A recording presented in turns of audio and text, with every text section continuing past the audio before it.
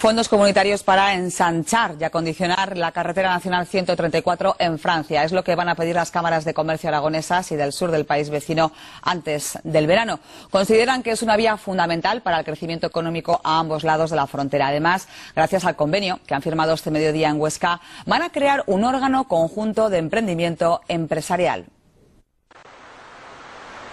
Las cámaras aragonesas y las francesas de Tarbes y Pau tienen claro que el eje europeo E7 es vital para el desarrollo de estas regiones. Conecta Francia y España por el túnel de Somport. Su estrechez en el lado francés y que atraviesa decenas de localidades por el casco urbano reduce el tráfico de mercancías. Por eso, antes del verano pedirán ayudas a Europa para ensancharla y construir circunvalaciones como la de Bedús. Para hacer entender a Bruselas el hecho de que es una vía extraordinaria si nos podemos comunicar con mayor rapidez y mayor seguridad entre nuestros territorios.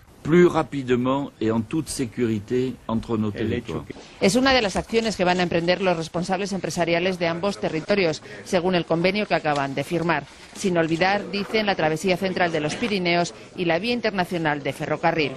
Hay que ponerlas encima de la mesa, pelear con AINCO, y si ahora no hay dinero para hacerlas, habrá dinero para hacer los trabajos previos y que en un futuro seamos lo que no debimos de haber dejado de ser, que era un objetivo prioritario de la Unión Europea. Quieren crear, además, la marca empresarial Pirineos para atraer inversiones. Cuenca, Soria.